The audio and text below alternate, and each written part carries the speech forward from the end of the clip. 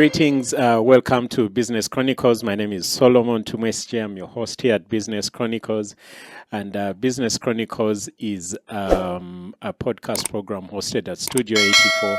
And Studio 84 is a podcast space set up here along Lithuli Avenue in Bugolobi, Kampala.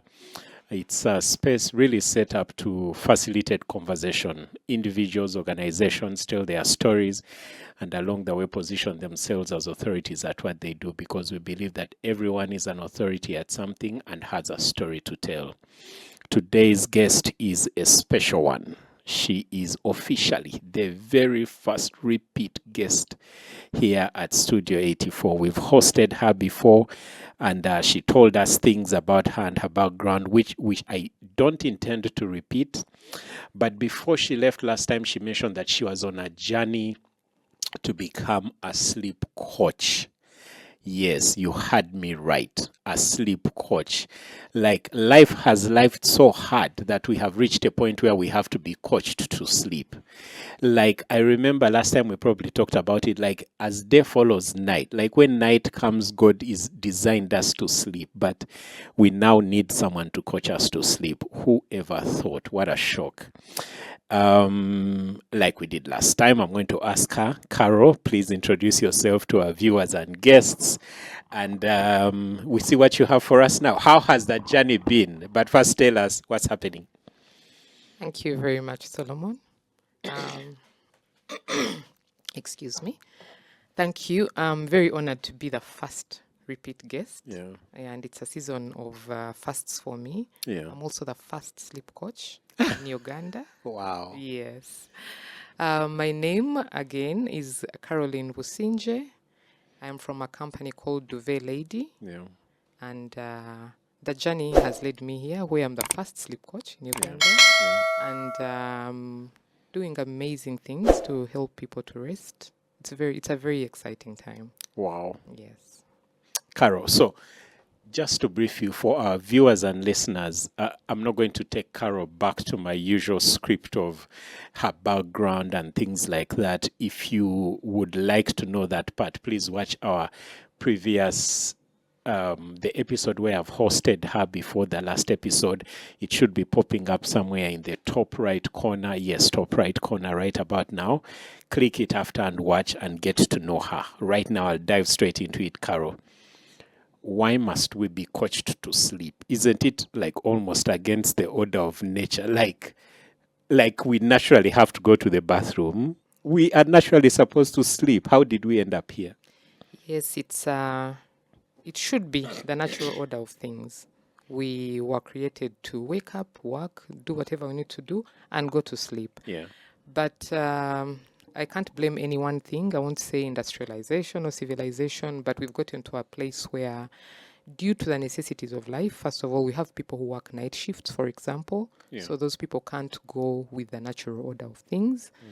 We have parents who have to be awake in the night and maybe are not able to sleep during the day because they're also working, or caretakers.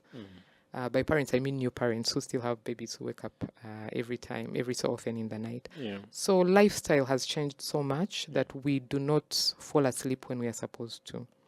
And of course, we have things like gadgets now that are a very big factor in delaying our sleep. If you look at the history of sleep previously, let's even say early man, they would go hunt. By evening, 7 p.m., people would be sleeping. If you look at many villages where we come from, people still go to bed early because that was what it was designed to be. But now we have entertainment in the evenings. We go out and have dinner with our families and our friends. We get home and have to check our emails, still put in some hours of work. So things have changed along the way, and one of the things that have suffered is sleep. Because if I can function on 3 hours of sleep, why do I need 7 hours? Many people will tell you that.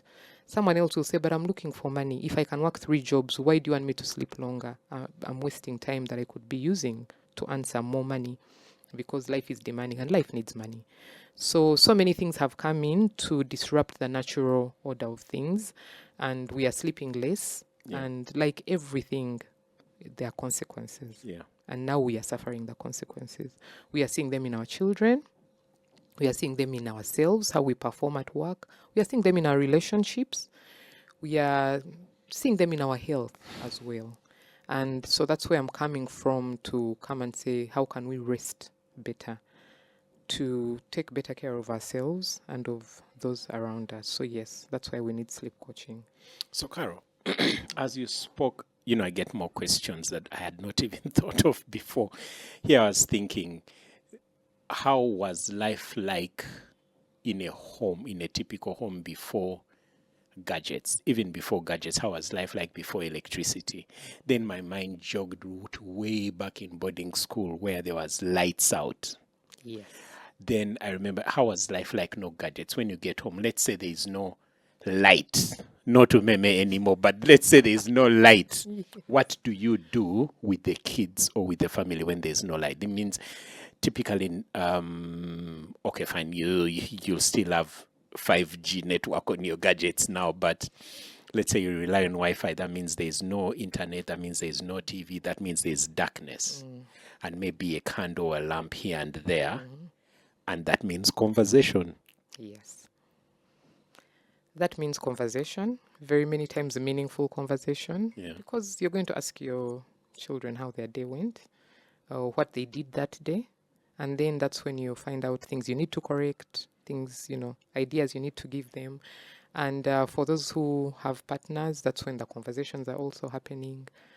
But more than that, like you mentioned, you'll have a candle. You're not going to, the body is not where to stay awake with such dim light for many hours.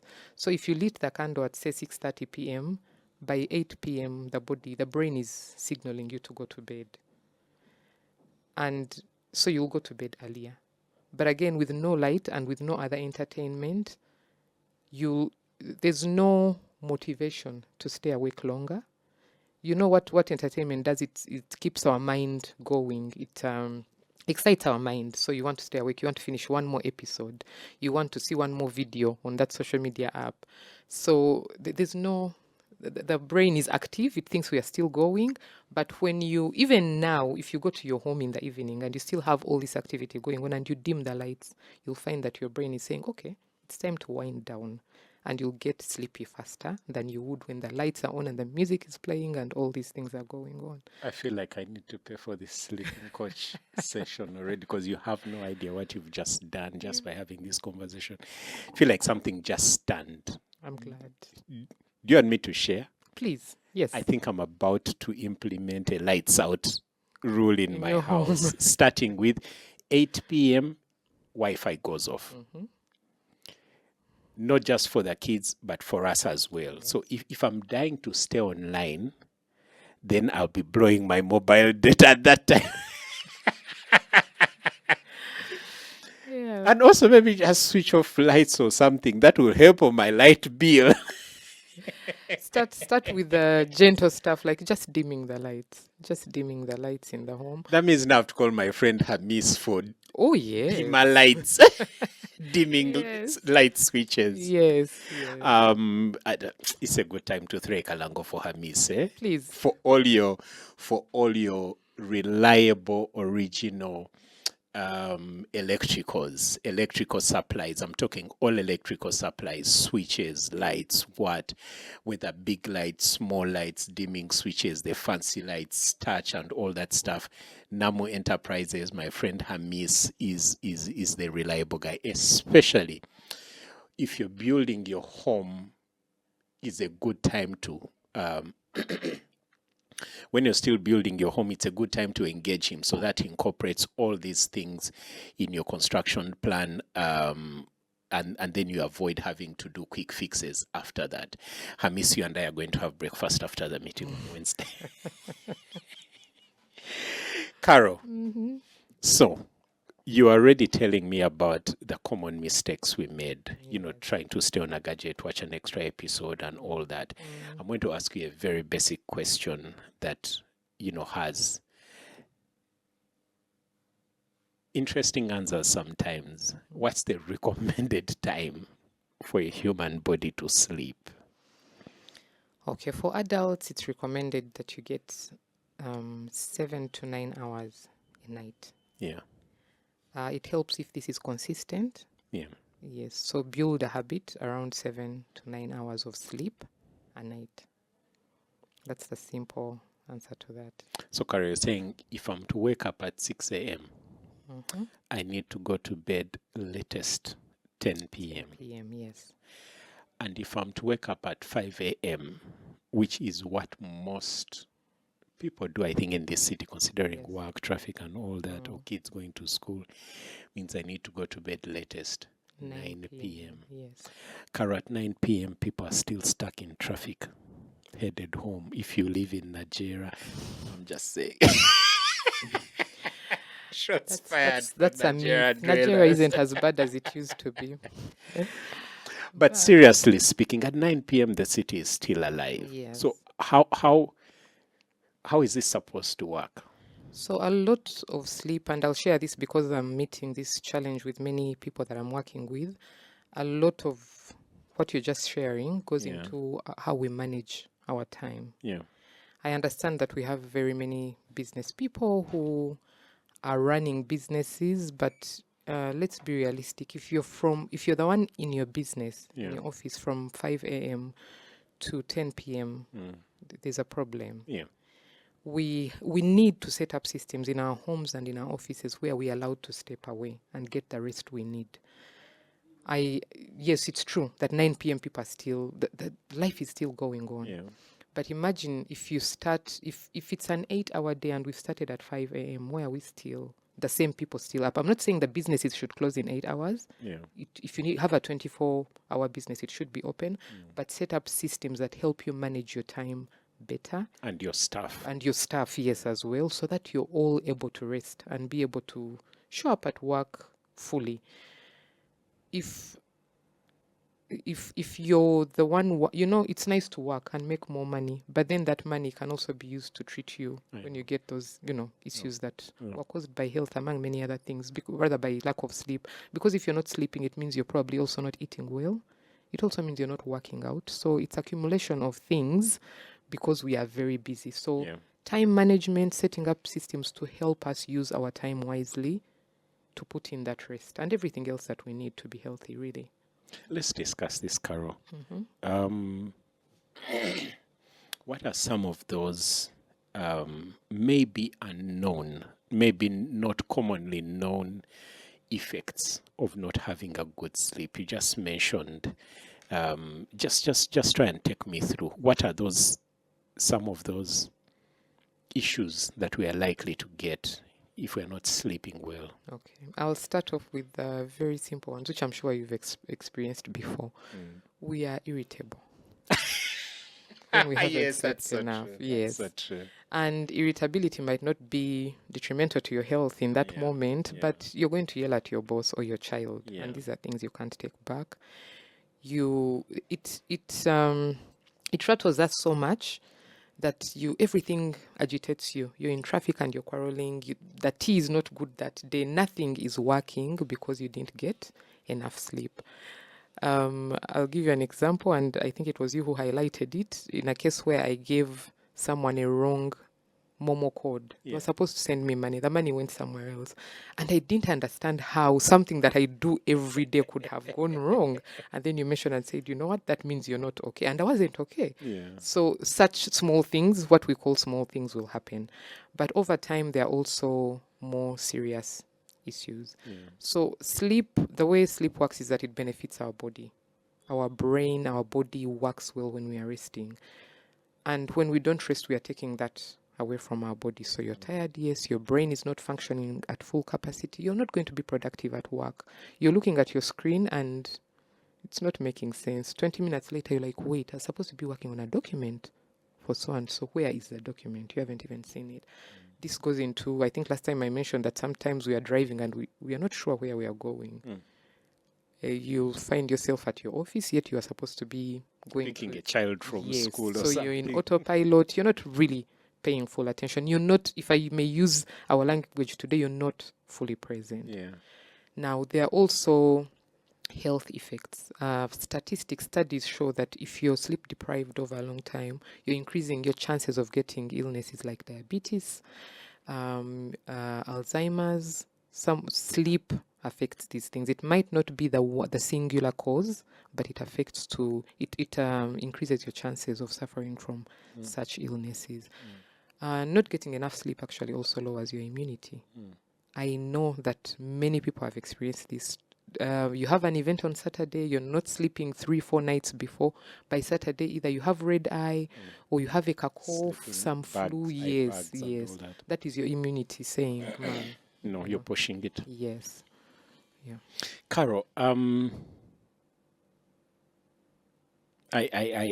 am glad you bring up some of those issues. So for someone who is already living a life that, they can't put in 8 hours, especially during the work week, but then they have a weekend, like Saturday morning, please don't touch me. My phone is on silent or it's off. I have instructed the wife and the kids, don't touch that door until midday. I'm going to compensate and catch up over the weekend. How does that play out? Does that really work? I'm sure you've met those ones before. I have met those ones. And the maybe analogy or comparison I like to make, imagine you wake up on Monday and you say, today I'm not going to eat. I am so busy. I will eat on Saturday. Tuesday comes. Today I am not eating. I have so many meetings, back-to-back meetings. I have a PTA meeting at my son's school. I will eat on Saturday. Wednesday, maybe your week you're struggling. You have a quick salad or milkshake. Say, I will eat on Saturday. What is going to happen to your body by Friday? I get it. Yes, so that's what happens. It's already deprived of. But hold on, Carol. Does that mean that we have failed to appreciate how the human body works? Yes, truly.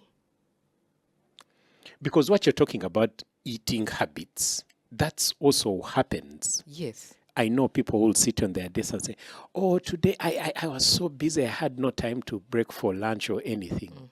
I only snacked on whatever came my way, a piece of mandazi or cake or whatever it is. So our bodies are designed to work perfectly if we are taking good care of them. Yeah. If you have a car and you say, I'm so busy, I couldn't fuel it, it's going to stop. At some point, it will stop and you can't go anywhere else. Yeah. So it's the same with our bodies. If we don't provide the fuel they need, and this fuel can be in terms of food, in terms of exercise, in terms of sleep in this case, we are going to suffer the consequences. And now the way our bodies are designed is that they fight for us really, really hard. So you're not going to see the effects immediately. Yeah. So, you'll skip meals and you'll go by, it will go by, you'll still be working, okay? But 6 months of doing this, it will have taken some damage versus the first day you did it. So over time, we're going to start suffering from running our cars without servicing them, without fueling them. Over time, you'll take it to the junkyard because it can't move anymore. So that's what we are doing to our bodies. So, Carol, what are some of those common mistakes that we make with our resting or sleeping habits? I already mentioned one. You say it's a mistake by saying, I'll just sleep deprive myself, work hard over the week and try to catch up over the weekend. What are all those other mistakes you've had from the people who come to consult you or that you speak to? Okay, so yes, of course, there's that. There's thinking that we can survive on less sleep because we are doing it actually. Sleep 3 hours, 4 hours. Managing. Yes, and managing. And what we are doing is really just surviving. You're not thriving, you are not well. So that's one of the big misconceptions. And sometimes that leads to someone saying, oh, I'll take a nap during the day. But a nap is not sleep. Your body doesn't rest, your brain doesn't do what it needs to do. So yeah, that's one of the myths. Another misconception maybe when we talked about gadgets. Many of us feel now that we can't sleep without being on our gadget. We have people who put, what do they call it? Rain sounds on the TV. Okay, your reaction. It's unnecessary to go down that road. Yes, so these things, it keeps the mind stimulated. It's hearing sound. Many times it's seeing flashes of light. Yeah. You're going to sleep, yes, but you're going to have a very unsettled sleep. Let's first talk about that, Carol. I won't let that pass.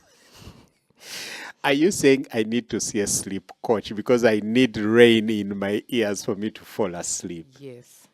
You are supposed to fall asleep naturally. So if you're not sleeping if you're not falling asleep naturally, there's a reason.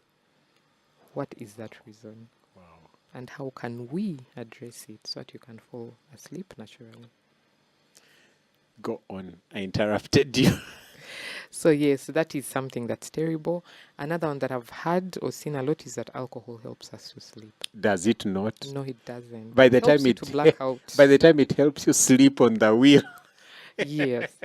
So it really disrupts, it impairs your sleep, so you don't get to sleep. It will push you. I didn't want to go into this because this brings up other things. We sleep, our sleep happens in cycles. So alcohol helps to push you into the cycle faster. That's why you go on your bed and you just black out. Just like rain sound. Yes, just like rain sound. But then your body is not going through the natural motions, the first cycle, the second cycle, the third cycle. So it's missing out on all these things. And that's why someone will tell you, oh, when I drink, I wake up at 3 a.m. and I have no sleep. And they just hate it. Yeah. So, yeah, alcohol doesn't help us to sleep. And there are so many other misconceptions that we can't explore and finish in just one day. So, there are these people I have put in my 3 hours. I'm going to wake up in the morning, throw in my cup of coffee, and I'm good to go. Let's talk about that. I'm going to get a lot of. I know there are very many coffee lovers. Tread carefully because coffee is the backbone of this country's economy. Yes, and it is true. Coffee works to keep us awake. But what coffee does is it attaches itself to the sleep. Let me call it hormone. Yeah.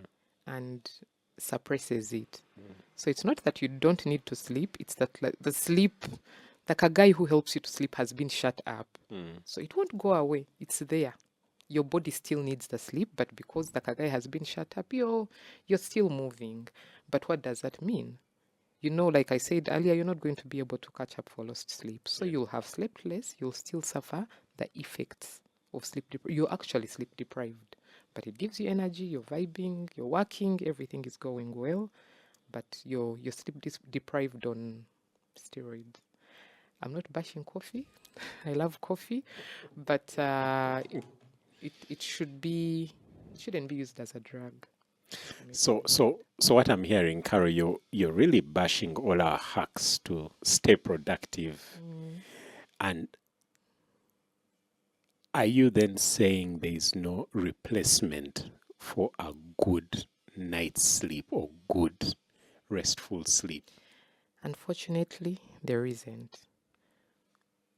We, like you call them, they are hacks. Yeah. Yeah, they're shortcuts. They're going to help us, but in the long run, we are going to suffer the consequences. Now, I don't want to be a prophet of doom and say, you guys, we are doing this. But we've seen 10 years we shall be. But we have seen it over the years. We have seen the effects of not starting to work out early. Many of us are starting to work out in our 40s, and that's when they're telling you, no, you shouldn't be running. Your knees can't handle it. So just do gentle exercise. We've seen the effects of eating poorly over the years. We are dealing with obesity. We are dealing with lifestyle diseases. So just like that we are already dealing with effects of not sleeping, actually. It's just that maybe it wasn't talked about. And I think it hasn't been appreciated because we take it for granted that, I'm going to get tired. I'm going to sleep. I'll wake up. I'll start my work again. But it's something we haven't been mindful about, as mindful as we have been about all these other things that we've talked about. Carol, maybe 2-3 more questions. This one is now that you're being hosted on my podcast show, I can ask you, or I can ask for a friend. This friend who says they cannot sleep if they are not listening to one. You already bashed the one who can't sleep without rain in their ears, and then one says I have to be watching something. No, I have to be listening to something, whether a podcast or a sermon or something in my ears, like passively there.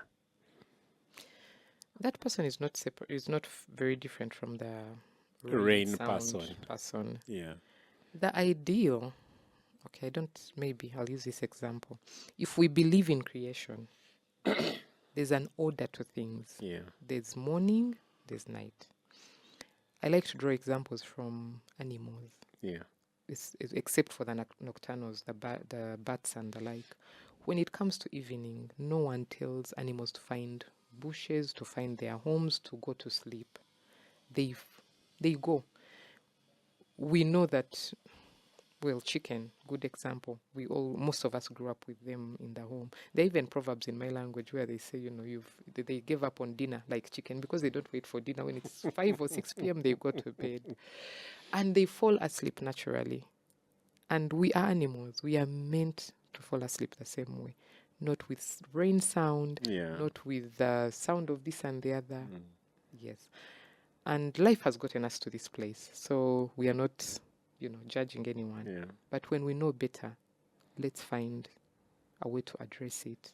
Just when I thought I was wrapping up, then you bring up the chicken and dinner. Mm-hmm. I hear a lot that, you shouldn't eat, 2-3 hours before bedtime? Yeah. What's that about? So when you go to sleep, your body is supposed to rest. Yeah. You've had a long day. You've done a lot of work. There's so much going on in your mind. You're planning tomorrow. You're thinking about the things that happened yesterday. So this is a time for your body to rest, recoup, and prepare you for the next day or for the next things you have to handle. Now, your body includes your digestion system. It also needs to rest. So when you have dinner at 10 p.m., and go after a couple of drinks. Oh my God. You had to go for the heaviest thing, yes. And you go to bed, your body is digesting. It's doing something it should have done maybe 2 hours before you went to bed. So it's working. There are things like acid reflux. You eat, you lie down. Food is supposed to be going downwards, not sideways. So we have to allow hours between eating and going to bed. One, for digestion to happen before you go to bed, but also really for the natural order of things.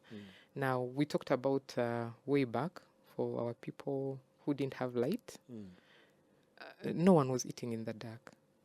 They were all eating while it was still daylight.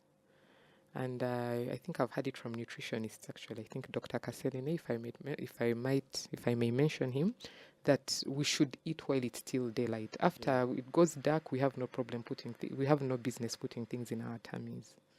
So yes, there are foods and drinks that are going to be worse than others. You can have a cup of herbal tea an hour before sleep. That's fine. It's light, 0 calories. Don't go and have spicy food. It's not a good idea. Also, on a light note, if you're sharing a bed with someone, that can't end well. So let's be considerate of our neighbors. So yes, we should eat earlier.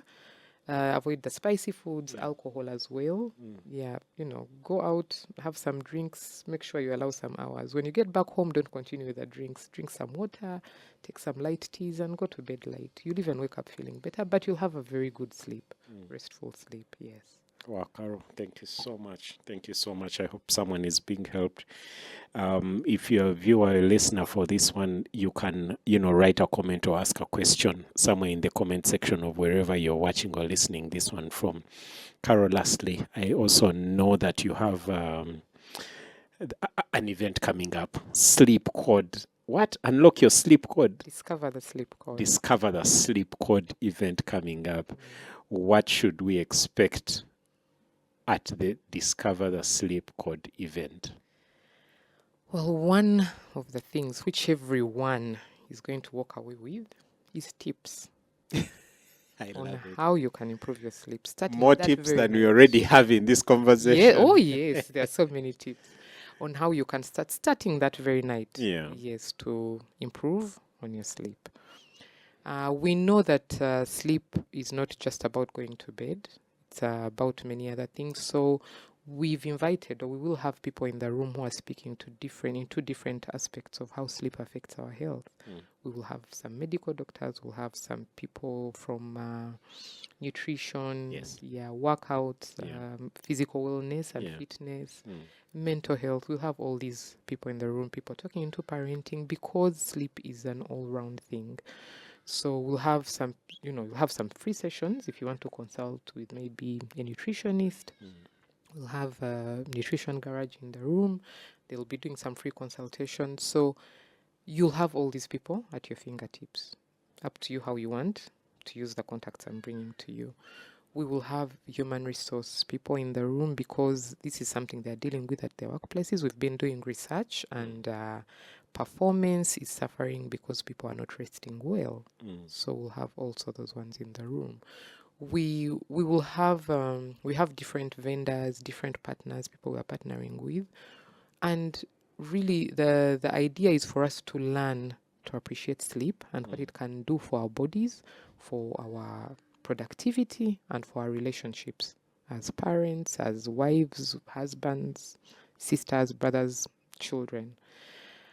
So we will, in a nutshell, we'll learn about sleep, and we'll walk away with tips on how we can improve this thing in our lives long term. Wow, Carol. I as you mentioned, all the specialists that are going to be there, I was doing a reflection on what we just discussed.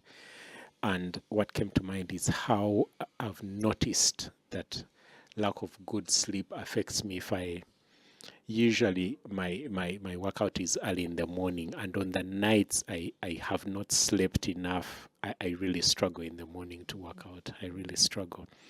And it's amazing how this is related to nutrition, to physical health of the body, and so on. Carol, is there anything that you think you want to share more that we've probably not touched on during this conversation? I think just come to the event.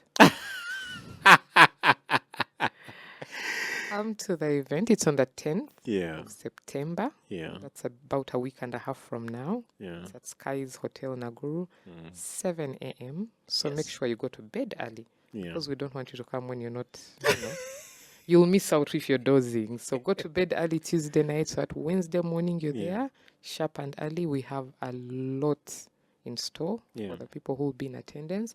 A ticket is only 100,000 shillings. You can pay before, or you can pay at the interest. Better to pay before so that we plan for you. Apart from the sleeping tips, what else does the 100K come with? We'll have breakfast. We will share breakfast, because food is an important part of how you sleep. Of how you start your day, because sleep starts when we wake up. It's not for the evening, it starts when we wake up. So we'll have breakfast. And there's coffee too. Yes, there'll be coffee for those people who need to stay awake. There will be coffee, there will be breakfast, there will be different conversations happening. And the people in the room, if they'd like to, they also get a chance to share, be coached. We'll have all these things in the room. I look forward to that. For our viewers and listeners, if you cannot scan the QR code that is displayed with a flyer earlier or right about now, I'll share the link to register for the event just in the comments below. Maybe a pinned comment, maybe the first comment up there will have the link to the registration. Please come for the discover that your sleep code. Everyone has their own sleep code, so they need to discover it. So please come and discover your own sleep code. Don't be there saying, so-and-so sleeps at this time, wakes up at this time. Everyone has their own sleep code. So it's important that you come and discover your own sleep code. Carol, thank you very much. It was good having you here again on Business Chronicles at Studio 84. And I'm sure I'll see you as I unlock my sleep code. You're very welcome. 10th September, Skies Naguru, 7 a.m. 7 a.m. Look forward to seeing you there, Solomon. Good stuff. Our viewers and listeners, please click on the first comment in below. Register to unlock your own sleep code. I will see you there. It was good having you here again on Business Chronicles. I'll catch you on the next episode.